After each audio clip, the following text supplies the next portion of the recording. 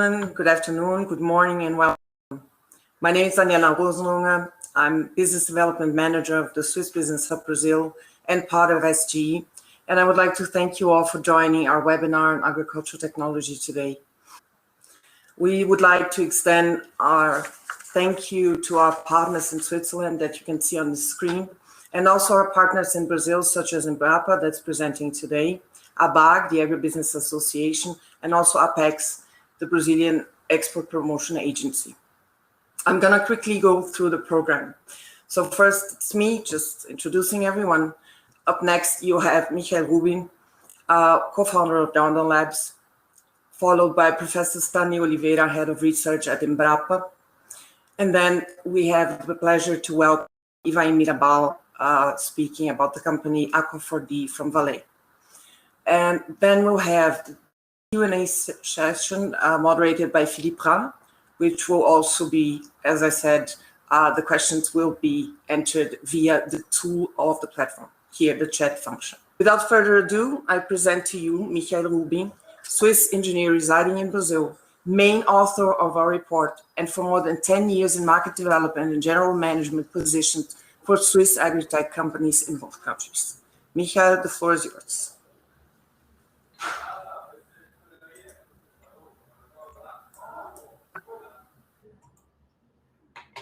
Okay, thank you very much. I don't say welcome once again, just greeting to my old home, Switzerland. And let's just start right away. Today I want to show you some ideas, or let's talk about what this gentleman here calls the hard problems of climate change, right? We have the easy problems, that is reducing fossil fuels. How we're gonna food for 10 billion people without any CO2 emissions. First, we will have a look at why you want to do that, then how, especially how you as Swiss technology companies or universities can contribute something and do a good business out of it. And in the end, I will show 5, I call this opportunity fact sheets, that is what exactly you should do. Of course, there are more other opportunities, but I will highlight 5 which I think might surprise some of you. Okay, first my claim. I say that this part here, Brazil, this country is, and agriculture in special, is where the game against climate change is being played. That's where we lose or win this challenge. And why I tell so? Because it's not only for Brazil, it's for any Latin American country, as well as for, in the future, for all the African countries. They will rely on agriculture. Agriculture is a major part of the economy. It has a strong political influence, that's no secret. And if we cannot find ways how we will align economic prosperity and nature, we will just lose this forest. We will lose the forest in, for example, in Congo, in Indonesia, and we will lose in the end the game against climate change. That's my claim, and let's see a bit more in detail. First, let's start with economics. Here we have 2 pieces of food, 2 times a kilo. First beef, then tomato. You can see this is from Brazil. We have about the same price we pay for that, 12 reais. That's almost nothing, $4, like that. And here we see the resources which go into the production of these 2 times 1 kilo of food. Now my question is, why do prices not reflect the resources we use? You know, it's not just a little bit, it's like a big difference. Of course, most economists would say that's easy. That's because of that. Because meat, on the other hand, or to say it more precise, soy and corn, we produce in a big industrial scale. Whereas here we still have a lot of manual labor going into it, having a big care with picking each tomato by hand. Well, I go a bit further and I say we are still missing one factor, which is nature. This picture here is Fortlandia. Fortlandia was a bold experiment by Henry Ford in, I think, 1928. He wanted to extend the assembly line of his cars to the Amazon forest by growing the rubber trees on 1 million hectares, like it would be an assembly line. Everything standardized, everything well organized, and the experiment brutally failed. He didn't think of the complexity of nature. He didn't think of natural disasters. He didn't think of soil degradation. He didn't think of the social complexity in the Brazilian Amazon forest. So that's the result. Unfortunately, I think we didn't learn a lot out of that. That brings us to the next topic. If we look a bit more at physics, we can ask, what actually is food? Where does our food come from? The answer is, of course, it's just energy. It's energy which the sun sends us in terms of photons, right? Light energy. Plants transform that into biomass. Then herbivores consume that biomass. We lose a lot. We lose about factor 10 on this transition. Then we have the carnivores. We are also part of them. And we lose again factor 10. Now the human being comes in. What does the human being? We increase, of course, the meat consumption, and at the same time we decrease the plant biomass totally on our planet. This year, you may not see it very well, but it's available on our Earth in data, or world in data, I want to say.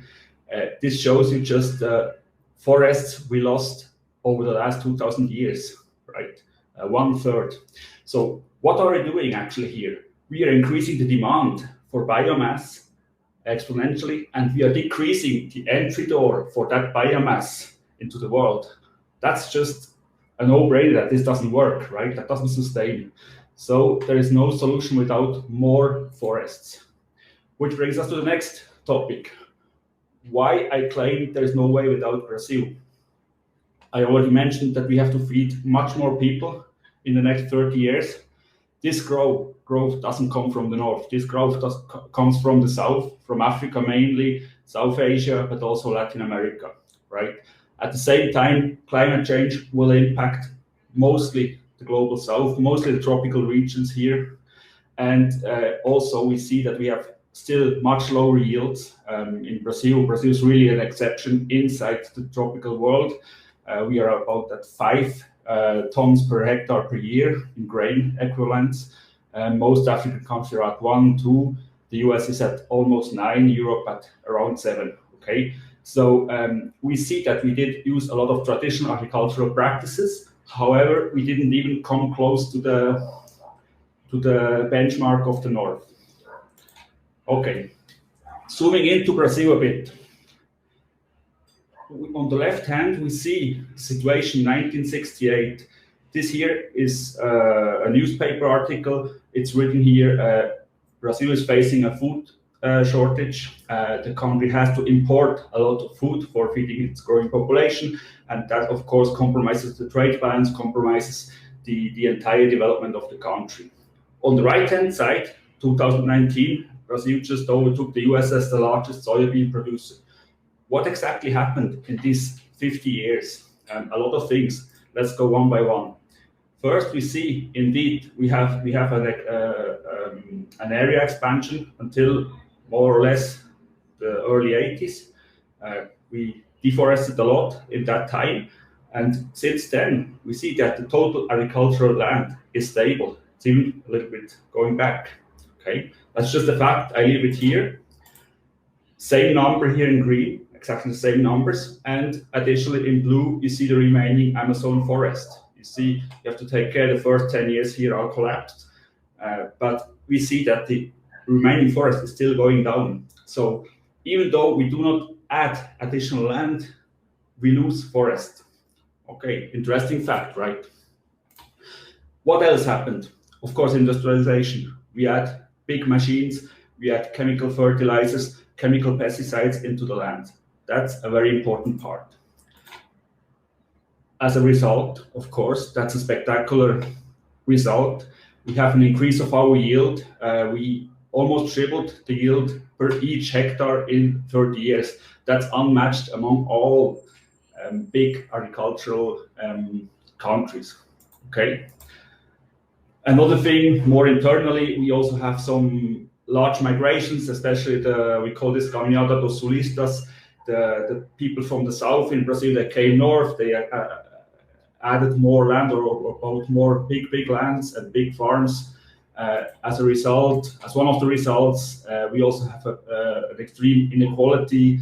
About 92% of all the farmers have only 15% of the yields, right? And as a last result, I think Agro4D will show a very impressive case study about that in the end. We have land degradation. We are losing land, fertile land, every year, okay? Well, what are the key takeaways? Brazilian agriculture is very problem-solving focused. A poor country in the 1960s and 70s tried to feed its people by industrializing, and of course, in some point, that industrialization went a bit too far, exceeded the limit a bit. Okay, these created new problems, and these new problems are our opportunities for the next 30 years. If we go after these opportunities, we have to keep in mind the specialties of tropical countries. For example, we have to deal with complexity here. We have to keep in mind that our biology here in Brazil always works. We have no winter, which, for example, kills pathogens or pests. We have to deal with that. Also, social inequality. Okay. Well, as a last part of this why, our vision. Let's look at how a tropical forest or a tropical piece of land actually is. We have here a typical forest, which everybody who already has been in Brazil knows. The nice thing is there's a lot of food growing on this piece of land. Much more food, much more calories than on a cornfield, for example. Okay, we have tropical fruits, we have red bananas, we have here blue ones here in Brazil. We have some root vegetables. We can have animals in the forest. That looks strange, but it's indeed the practice which is already used. And also, very important, this soil captures carbon, and that's a commodity today. Of course, we can add here our smart agriculture tools we have, for example, IoT sensors, we can have soil sensors, we can have irrigation. But that's not all, because one problem is when the harvest comes, you cannot go with the 50-meter wing sprayer through the whole forest. That doesn't work, right? So we need something like that. Swiss company, just it's on the wrong field for me.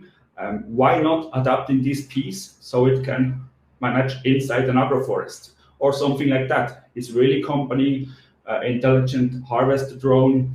Of course, we can use AI and image recognition. That's no problem today. That's state of the art.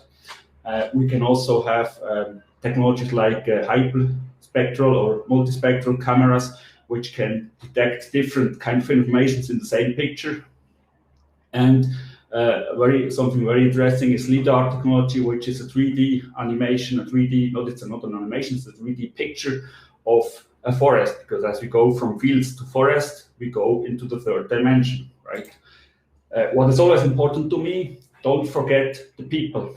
Don't forget the people on site, training, how they're going to use the technology. That's very important, and that's probably the part most startups, most technology companies are missing out. Also, the integration in smart supply chains. Why not going into the Migros or Coop, scanning, I don't know, a pineapple, and knowing exactly from which lot, how much fertilizer is in, how much water is in. That's absolutely feasible. Okay, so that's the vision. Now, how are we going after it? What can we do as Swiss technology? Some of you are already in Brazil. Maybe you have done a business plan. Probably it looks something like that, right? You know that Brazil is a big producer of some key crops. You know there are young farmers which are using technologies. You know it's a good investment. You have been on a trade show and so on. That's probably the business plan. Now, 3 years pass.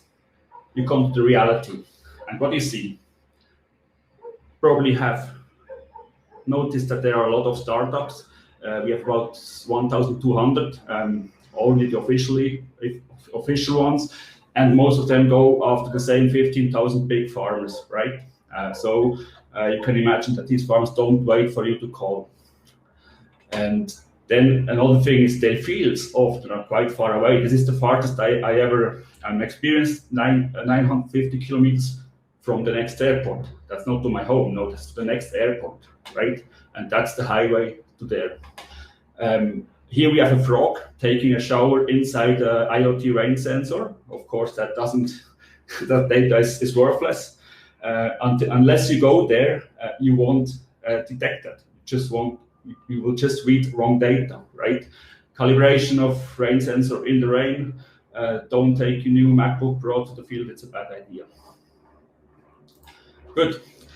The positive thing of all that complexity and size is it's a very big problem and thereby a very big market.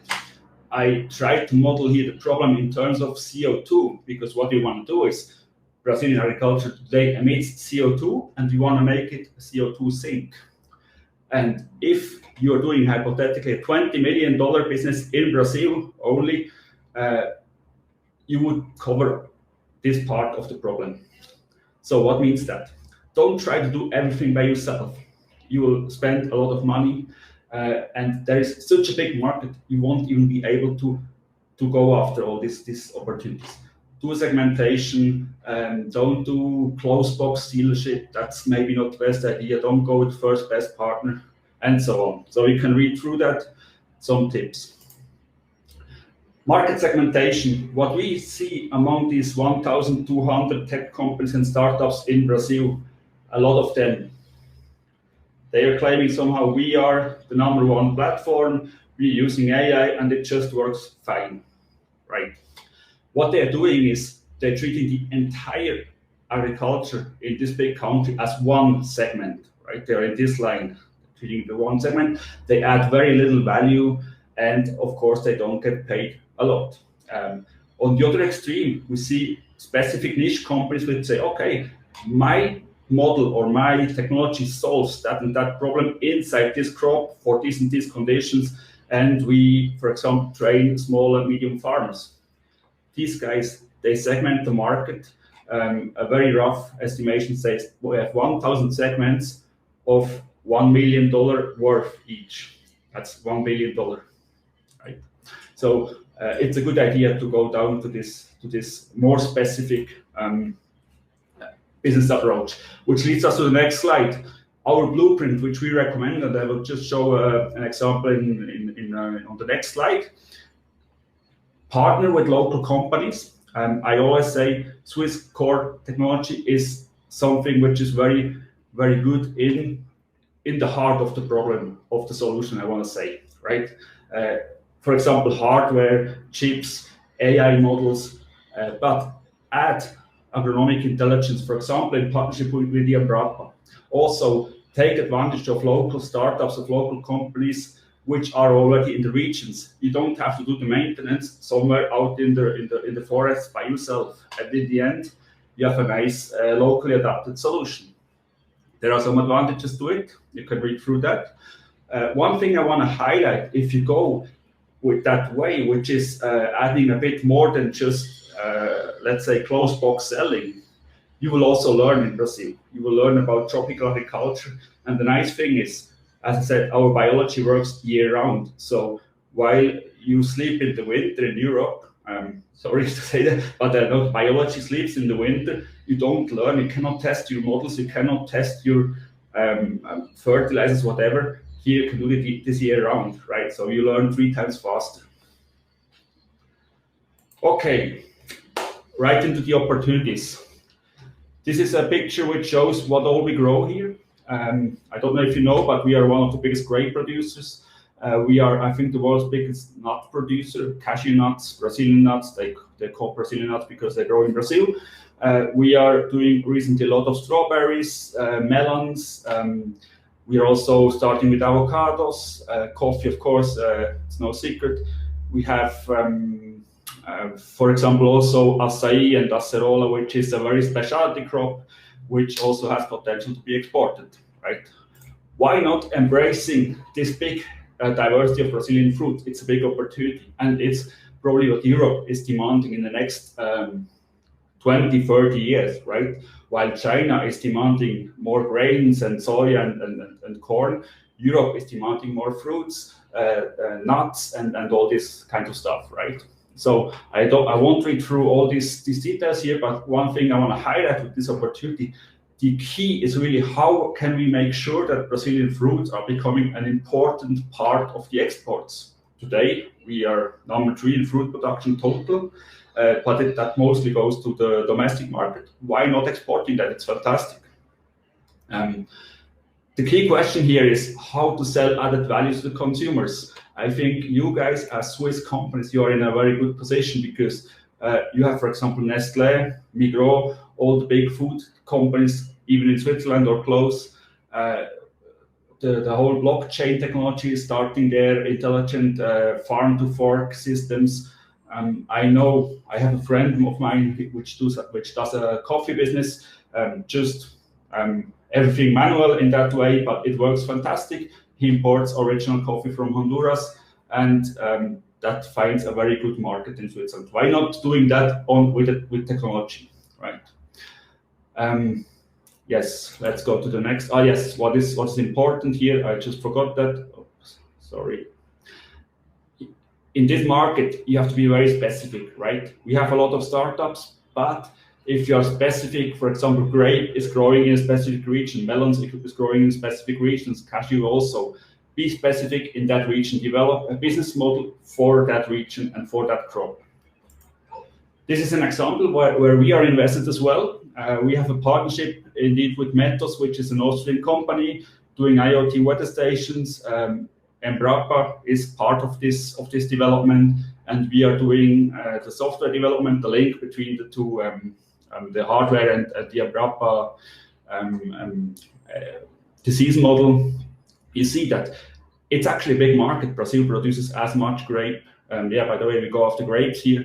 We produce as much grapes as Argentina, Chile, or South Africa. That's a lot, right? Just the specialty here is that this is the kind of region we are growing grapes, and not exactly the same as, for example, in Italy or Spain.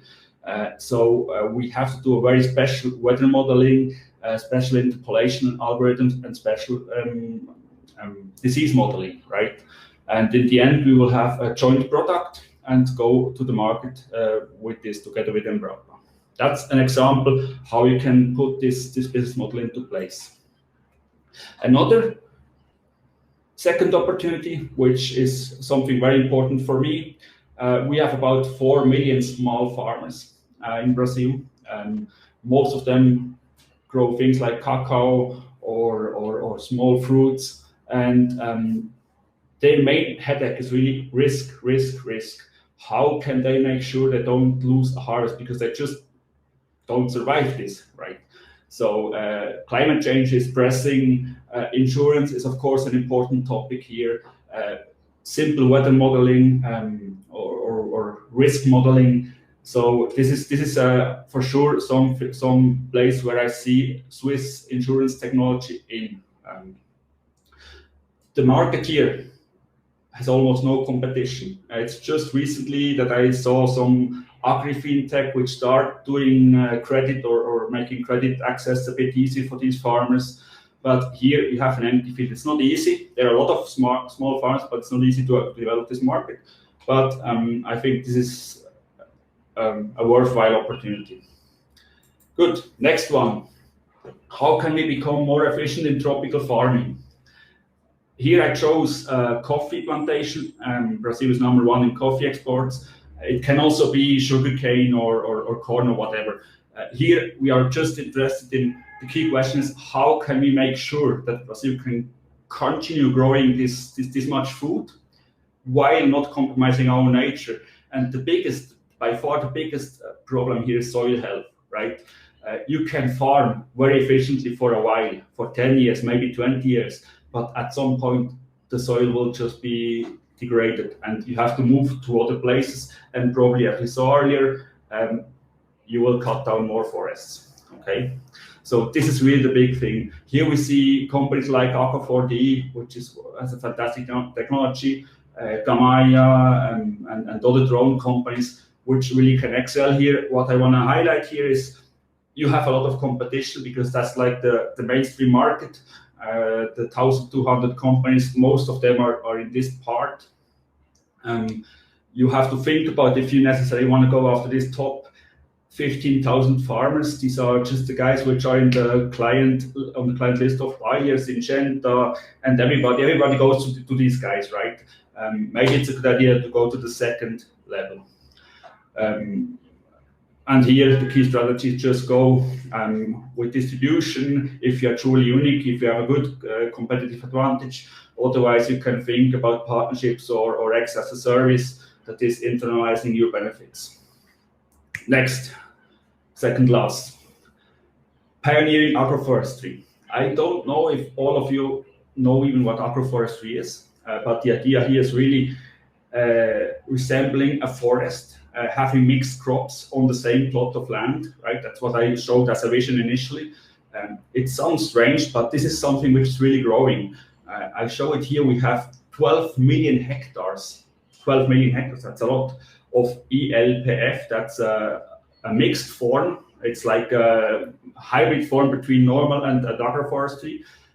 And we have also a segment of real agroforestry. It's what you see here, which is growing very strong, right? So tropical countries probably are in a very good position for this.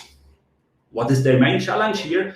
How they can become more efficient? Because as I showed earlier, you cannot drive through with the harvester through the forest. So you have to find better ways. Here we are talking about drones or about image recognition, which can make a plant-by-plant treatment, be it harvest, spray, inspection, and so on. And also something which is maybe a little bit more ahead, but adapting demand to supply and not vice versa. I don't know, but for me, when I think how I go to the supermarket and buy food, rarely, if ever, I make a conscious decision of what exactly I want to buy.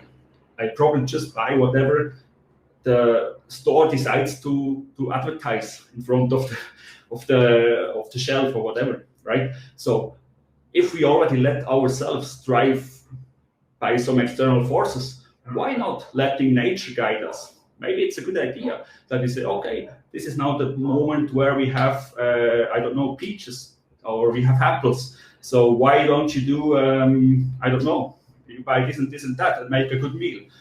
Why don't integrate this somehow with maybe restaurants or whatever? That's maybe an idea worth thinking about, okay? Good, but I see this as the future for Brazilian farming, very, very high value added.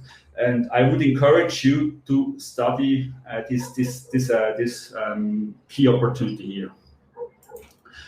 Last but not least, a big hype around carbon farming. President Biden sees this as a key strategy for the US. There are a lot of startups trying to measure something with remote sensing, satellite imagery.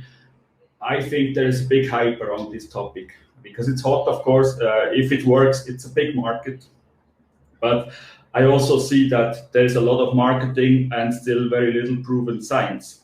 So it's an absolute interesting opportunity because, again, if we do agroforestry or more intense farming, these soils also adopt automatically carbon. They sequester carbon. If you can prove that, if you can measure that and certify that, you can sell this. So then you won't only sell fruits and whatever you do, you also will sell at the same moment carbon credits, and that's not so little. That's quite good money, right? I see as a Swiss company, you might be in a good position as Switzerland has the image of serious technology, not so much hot water, to tell it that way. This can be an idea to go down. I see measuring of soil carbon is the big challenge. How can we measure that? Organic matter, to be more specific. Also, how does CO2 in the air close to the canopy behave? That's also not so well researched. Okay, so that's it for now. If you have any questions, please feel free to raise them in the Q&A session, and then let's together set the table for 10 million people, right? Thank you very much. Thank you very much, Michael. It was very interesting. I now have the pleasure to welcome Professor Stanley Oliveira, Head of Research and Development at Embrapa Agricultural Informatics. He has a master's and a PhD in computer science from the University of Alberta. And Stanley, please, the floor is yours. Thank you, Daniela. Thank you very much. I'm head of research. My name is Stanley, head of research and development at Embrapa Agriculture. I would like to greet everyone. And on behalf of our company, I would like to thank you for the invitation to take part in this webinar. In a nutshell, I'll tell you our mission, Embrapa in Brazil. Embrapa is, of course, a Portuguese word that stands for Brazilian Agricultural Research Corporation, founded in 1973. We are the largest research and innovation organization in the Southern Hemisphere. We have over 2,000 PhDs. They are researched working in the company. Our research units, we have 43. They are basically categorized into 3 groups. The first one, national thematic units. They develop solutions across many productivity chains. The second group is national product units. They develop solution for a specific productive chain, such as rice, beans, or soybean, dairy cattle, beef cattle, and so on. And the third group is eco-regional and agroforestry unity. They develop solutions for more complex areas such as biome. So we still have some overseas laboratory, one located in the US in Washington, and the second one in Europe, located in the city of Montpellier in France. Just to give an idea about the recent trajectory in agriculture, I do like to emphasize 2 of those keywords that you can see in my slide. The first one refers to science-based agriculture. This is exactly what Embrapa is doing for almost 5 decades. And public and private partnership, we have the increasing number of this kind of partnership in Brazil, because you have a special program, open innovation, with the productive section, in which we invite some companies and some startups, universities, and also the government to work with us in a joint work, and you can co-create solutions and put available it in the market for to strengthen the digital agricultural ecosystem. So who we are? Now I'm talking about a very specific unit of Embrapa, Embrapa Agricultural Informatics. We are one of the thematic units of Embrapa. We carry out research addressing challenges related to various agribusiness production chain. Our projects also meet the demands of production sector, and also the mandates to support public policies in Brazil to contribute to the open innovation ecosystem in digital agriculture. So we are focused on research, development, and innovation through digital solutions. And I will give you an idea of some of our solutions. And before, just to give you information about our research teams, research and development, we have basically 4 groups. Our research team is split into 4 groups. The research interest can be seen below the research interests of each group. This first group, bioinformatics and computational biology, we develop biotechnological and digital solutions to contribute to advancement of agriculture in Brazil. The second group, scientific and computing, scientific computing automation. We work on solutions such as early diagnosis of disease, classification of disease in different crops, harvest estimation. Also, use some solutions based on artificial intelligence, Internet of Things, and computer vision to solve very important problems such as plant failure and the other very important problems related to agriculture in Brazil. The third one is agro-environmental modeling and geotechnologies. We carry out a number of projects to support public policies in Brazil. Most of the projects we have the government as our partnership to solve very important questions in Brazil. And the last one refers to information engineering. This group is responsible for research actions in data management. Just to give some ideas of some products that you have developed and some services. We have ZARC, is a Portuguese word that stands for Agricultural Climate Risk Zoning. This is one of the best public policy in Brazil. ZARC generates like a risk matrix. In the rows, we have the cities or the municipalities, and in the columns, we have information about the weather conditions for every 10 days. You have this information for all the municipalities in Brazil, over 6,000 of them, and information every 10 days updated. So to support this very big project, we have the partnership of 31 Embrapa units and some partners from the government in Brazil. Just to give an idea, we have over 40 crops with information. I give you some idea of them here. And if the farmer follow the information about the ZARC, they get some loan from the banks to use for the right time to plant and the right time to sow and to harvest. That's the basic idea, and you reduce the risk for dead crops in Brazil in different areas. This is a very interesting WebGIS that you have in Brazil. We have a WebGIS Terra Class to monitor the biomes in Brazil. We have 5 big biomes in Brazil.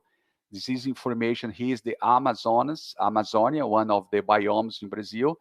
We also have a temporal vegetation analysis system called SATVEG that you give one information, the lat and long here, and you get the information, a time series of the use, land, and cover of that point in Brazil.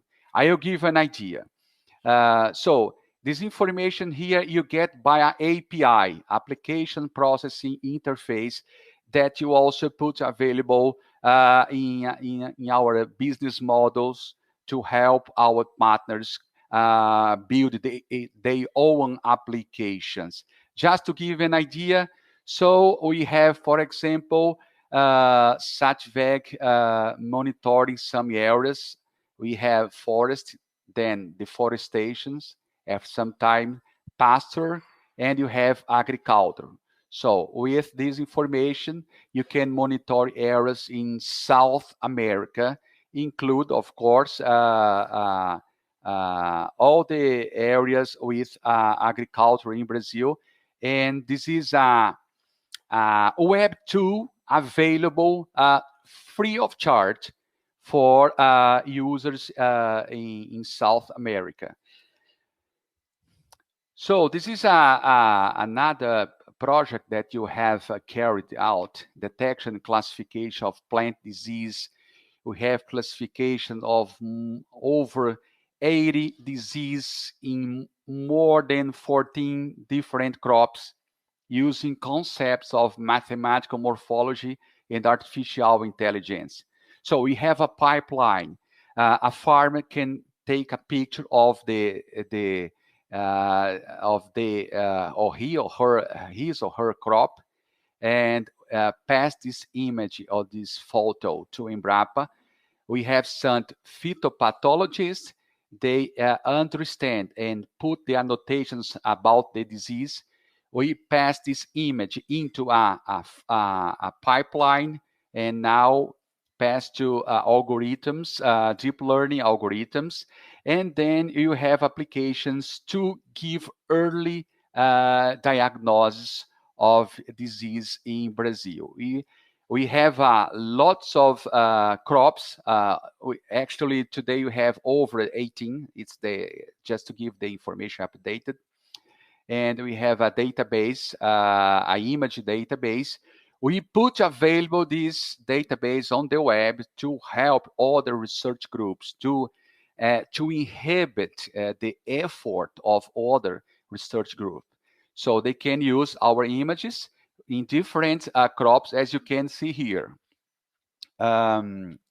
Also, we use some techniques of artificial intelligence, again, computer vision, and drone images just to monitor animals in a farm. So we have a very good accuracy. This is a very interesting project that you are it is in progress. One more information about the automation, AI, and computer vision. You have different applications. Just to give one idea about the applications you address using those technologies: crop estimation, animal monitoring, automated harvesting, automated spraying, detection of plant and disease, detection of anomaly, plant failures, weeds, nutritional deficiency, and water stress. So in this specific case, for fruits, we can put a drone flying over a vineyard, and you get the images. These images go through a pipeline, and you can estimate the production of fruits. We have for grape, for apple, for mangoes, and for lemon. Those are projects in progress in Brazil that you still working with some partners in our projects portfolios. So Embrapa is basically the facilitator of a digital agriculture system. You have different subjects in agriculture around here, as you can see. You cannot solve all the problems in agriculture in Brazil. This is clear for us. So we invite some partners to come with us and co-create. And you can connect public institutions, private institutions, university and startups to work with us and solve strategic business problems in Brazil.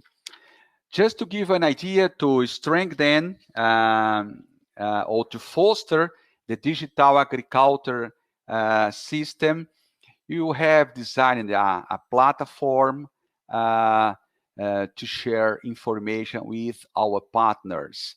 A partner could either consume algorithms, data, informations, or models, respond to very specific problems in agriculture. So the partners can build their own applications using APIs. So connecting to Embrapa, you can receive algorithms, data, and so on. So we have different business models for each case. And if you want to access our platform, just use this link that I'm pointing here to have an idea. And this is a very interesting way to connect not only Embrapa units, but also companies from the productive sections and universities and industry as well. Just to close my presentation, I would like to say that you're also running a startup acceleration program focused on digital solution for agribusiness. You are now in the second batch with 9 Agritechs working with us, co-creating solutions to solve very important problems in our agriculture. Role for companies with innovative technologies. I would like just to ask all participants to enter the questions via the Q&A, the chat to the right of your screen is where you can enter the questions, and once we have the Q&A session, those will be responded by the experts. So up next, we have a very special participation of Ivain Mirabal, Head of Business Unit at Aqua4D, Swiss company of the Canton of Valais, already present in Brazil with its groundbreaking technology. Go ahead, Ivain. We want to hear about your success story and why you're expanding in Brazil. Thank you, Daniela. I hope everybody can hear me. I will share my screen. Just a second, and I will start straight away. Okay, I will try to be quick.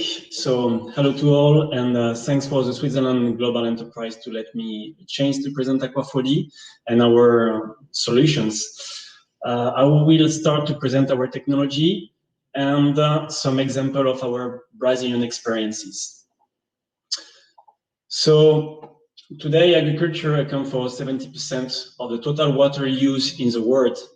These statistics show the great potential of a solution we can help to save water in the industry. As Michael showed before, agriculture in Brazil is a huge business, and water is most of the time necessary to grow in Brazil. So for us, it was a key point to start going to Brazil market. So our technology uses the very low frequency electromagnetic resonance field and impact the physical structure of the water. You have to know that water is composed by thousands of H2O molecules grouped in clusters. We are modifying the size of the cluster, make them smaller. So by reducing the size, we can penetrate easily in the microstructure of the soil. As you can see in this picture, the size of the cluster is different, and the repartition of the ions is a little bit more geographic. So to be more simple, we are making the water more fluid. So we also decrease the surface tension of the water drop. This is really important because it's helping to decrease the adhesion of the water on the different surfaces.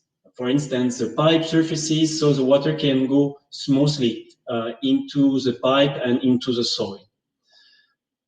Our technology improves also the soil dissolution. One of the visible effects is with carbonate calcium.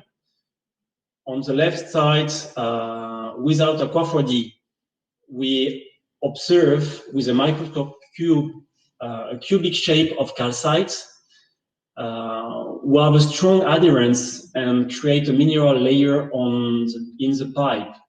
After being in contact through our equipment, the calcite change to aragonite. Aragonite shape is a needle shape, so it doesn't have the ability to stay into the pipe.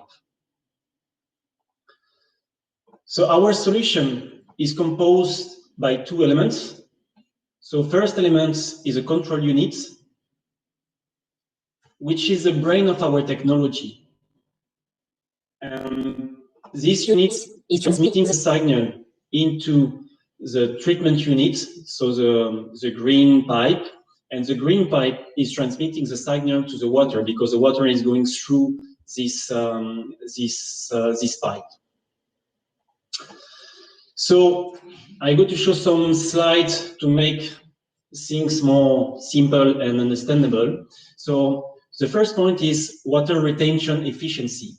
By reducing the size of the cluster, I was saying before, water can go easily into smaller microstructure of the soil. So because the water can go easily into this microstructure, the water retention of the soil is automatically increased and avoid drainage of the water under the root zone. So irrigation can more efficient. With the same volume of water, soil remain humid longer. So we can see that on this slide. So on the left, we observe sandy soil with only 1 day of irrigation without aqua-4D. And as you can see, the sandy soil seems to be dry.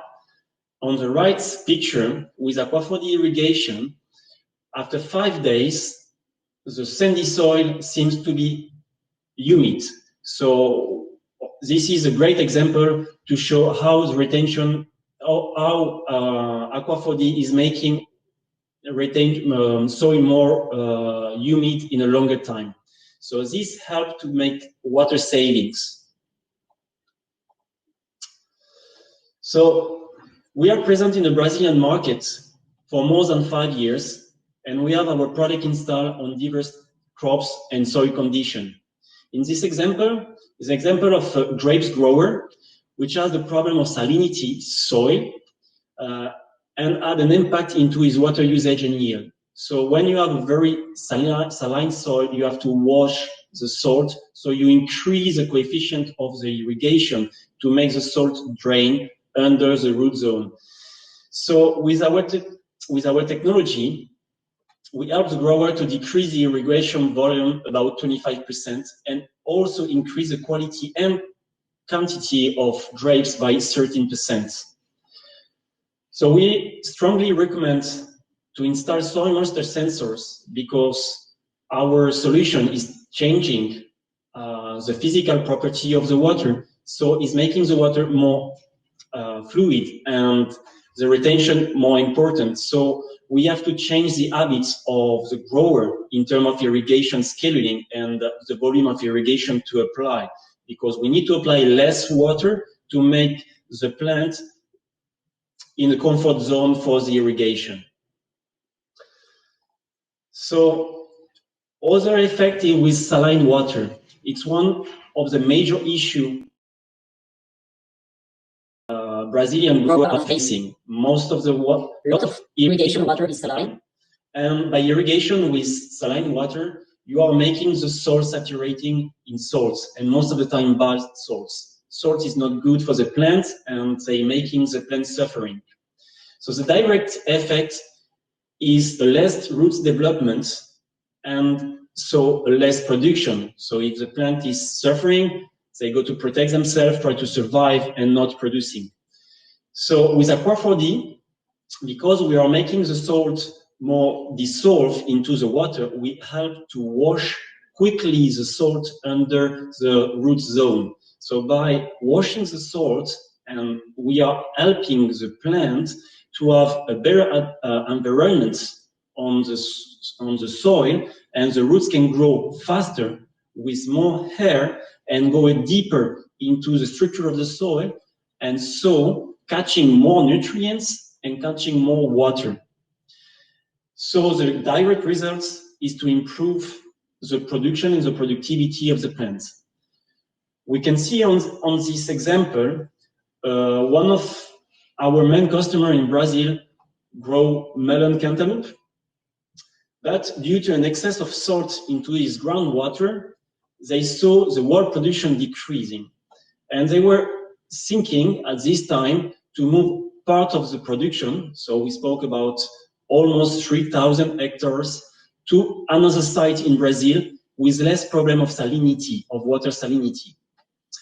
They contact us as they wanted to try our technology, and we could help them to improve the production and avoid a move of the whole farm to another site. So due to a better plant health and thanks to less salt into the root zone, as I explained before, we observe an increase of the domestic quality melon by 7% and an export quality by 20%. These improvements are mainly due to a less excess of salt into the ground, because our technology helped to wash these salts under the root zone. So with this generating, and so we have to understand that for this specific grower, exportation melon was one of the main revenue for him. So increasing 20% of export quality melon, it was something very important for him, and it can help him to keep investing more in Brazil for production and for our technology. Oh, sorry. So I think, sorry, salinity. So I spoke about saline water, but the second biggest problem is soil salinity. So Brazilian growers are suffering to a very high salinity into the soil, not directly coming the water, but also the salt into the soil. As you can see in this picture, we dissolve not only the salt present in coming from the groundwater, but we also help to dissolve the salt present in the soil. So by dissolving, helping to dissolve this salt, we are helping to wash this salt under the root zone, as I explained before. So the same process, we help the plant growing. So as you can see on this example, is a production of papaya in Formosa, and the grower were irrigating this papaya production with a saline water and in saline soil. He have a very bad yield, and we help him to improve his production by 28% of the production of the world global production, and up to 25% of the production per plant. And we improve the vegetative aspect of the plant. We improve the quality of the fruit. So these three examples were examples coming from the real field measurement over the last 5 years. So we also equip some coffee field in Brazil, which is a very important production for Brazil. And we observe more or less the same water savings, between 25 and 30%. So I let you imagine if all the coffee fields were equipped by Aqua 4D, we could save up to 25% of irrigation water. So what does it mean, 25% of irrigation? For the whole coffee production, it means 270 cubic meters of water, which is representing the equivalent of 164 days of Rio de Janeiro water consumption. But by saving this water, we could save 81 million of kilowatts for pumping costs, which is representing almost $3.8 million only for the coffee grower. So all these numbers came from different studies. So we were involved with a different university in Brazil. We did a study with Embrapa in 2016 for guava trees. We were involved with Universidade Federal Uberlândia for coffee studies. So these numbers came from these studies in 2016 to 2018. And we also did studies with São Paulo University in 2018 on tomato trees. And this year we start a new studies for new products linked to the center pivots irrigation with the University of Viscosa on corn and bean. So try to be quick. So how we are doing business in Brazil, we were looking after case studies through university and opinion leader. As I showed to you, we did a lot of studies with different universities on different topics, salt salinity, water salinity, nematode, which is another other problem facing in Brazil.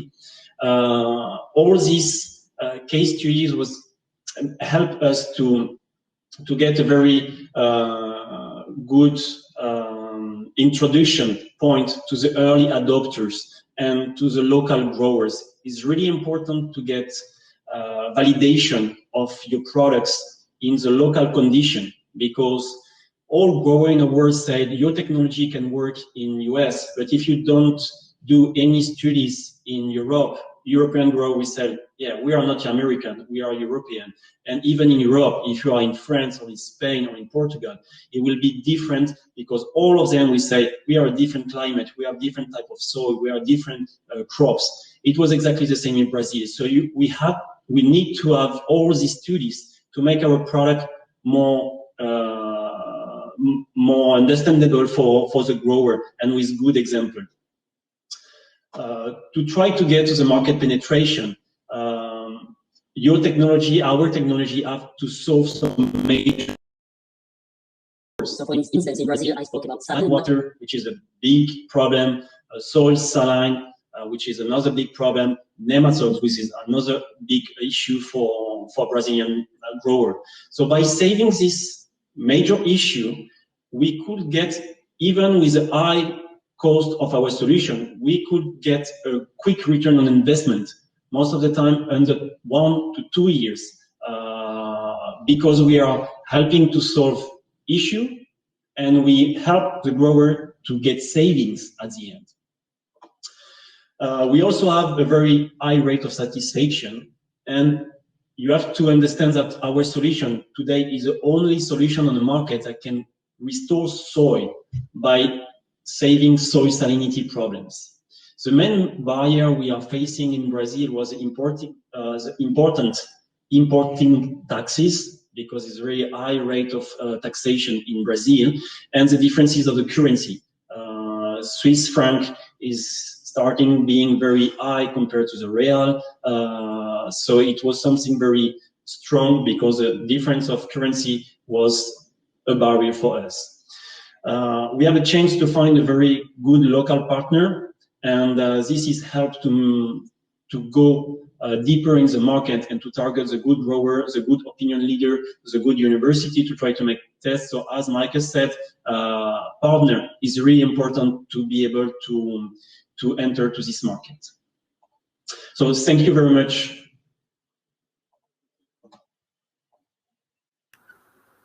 So, Daniel. Okay, thanks a lot, everybody. I see there is a new Daniela now for this part, the Q&A, and Philippe, head of the Swiss Business Hub, and I'm happy to moderate this Q&A. I saw that the discussion already started in the chat, so maybe we will review some of the question, and maybe the speaker will have something to add. So I start with the first question regarding credit market carbon in Brazil. Michael, you started your answer. Do you have any additional comments to make on that? Yeah, just to detail a bit, I think that there are two parts of the carbon credit market. One is how do you produce such a carbon credit? That is, your land absorbs the carbon and you get a certification so that you can sell this then on the market, right? That's one part. The other part is the domestic market already buying this. Is there a market? The second part has been regulated this year. I don't know the exact details, but I know they detail some measurement protocol. That's the big challenge. How you're going to measure how much carbon your soil, your absorbed, so that it's not a greenwashing. It's not just something like that, and that's for sure the challenge. But I think it's doing a lot. It's happening a lot in this market, and it's truly the moment to look into it. Okay, thank you, Michael. If somebody will write down quick a question, there is still enough time. Don't be shy. So I go maybe to the second question. That was a question for IBRAPA.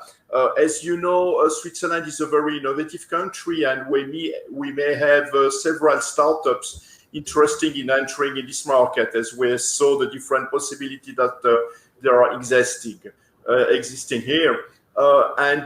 In this case, how IBRAPA can guide this startup and help them maybe to guide into this huge market, to connect them with some other partner and maybe also to give some support to the technology they are willing to bring in.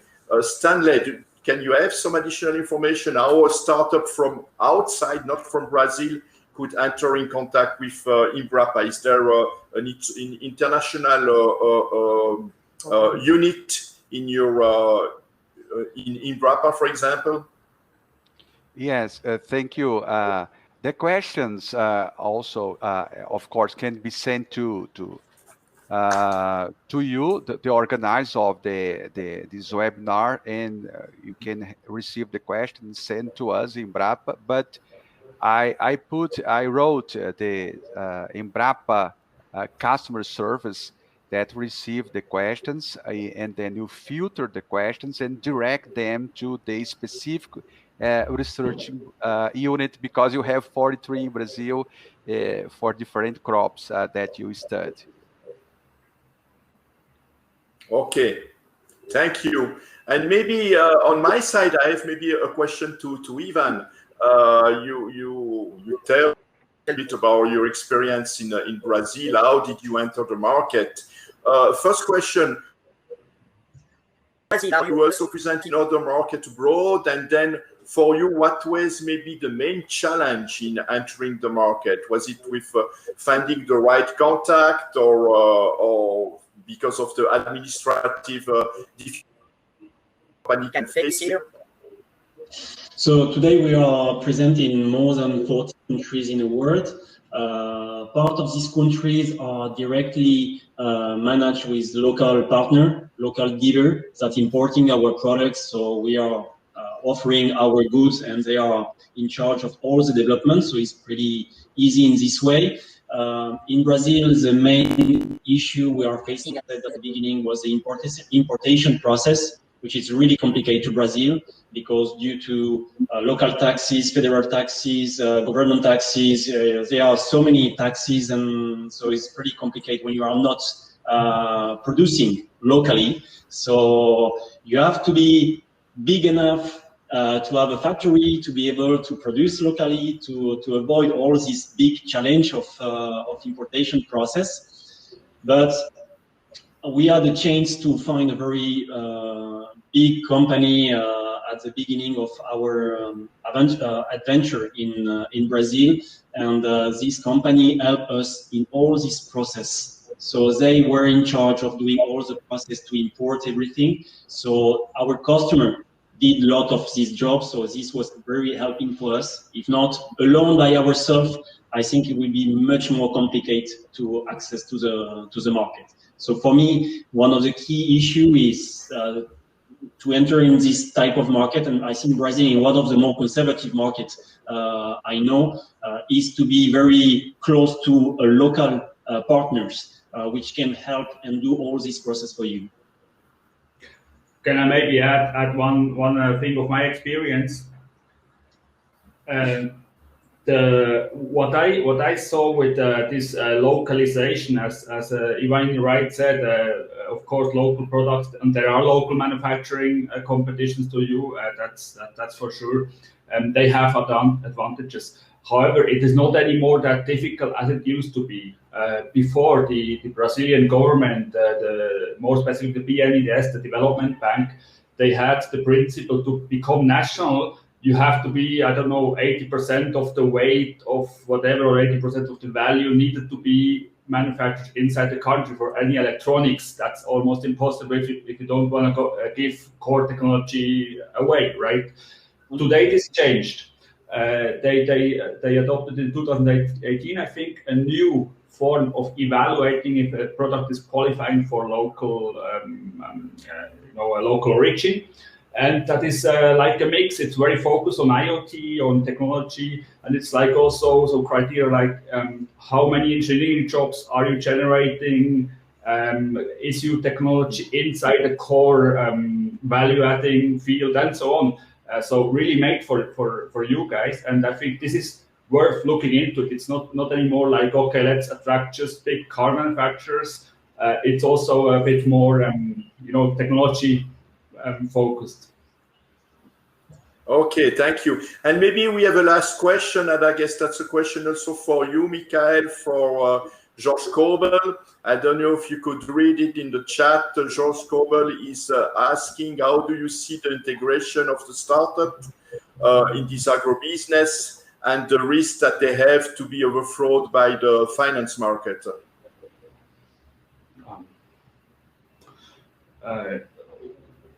Just to make sure I understood the question right, by overthrown by finance market, you mean by locally financed venture capitalists or startups, right? If so, I think you need to have a specific advantage. You cannot go with a simple soil sensor, for example. There are plenty of others. Simple temperature sensors, so things like that, maybe it's not the best idea, okay?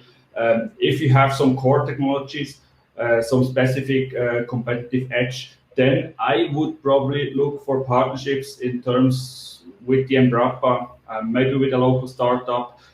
There are many good companies or many good people in terms of agronomy. However, in terms of hardware, Swiss companies are much better. So probably I would seek to make a partnership where the local company doesn't only resell, but also add some value, add some local value. That's probably the way I would go. So then you are half local. Yeah, okay. So partnership is key in that sense. Huh? Now, I would like to thank you, all of you, for your very valuable inputs. And I will leave this chair and ask my colleague Daniela to come back for the closing remarks. Thanks a lot, guys.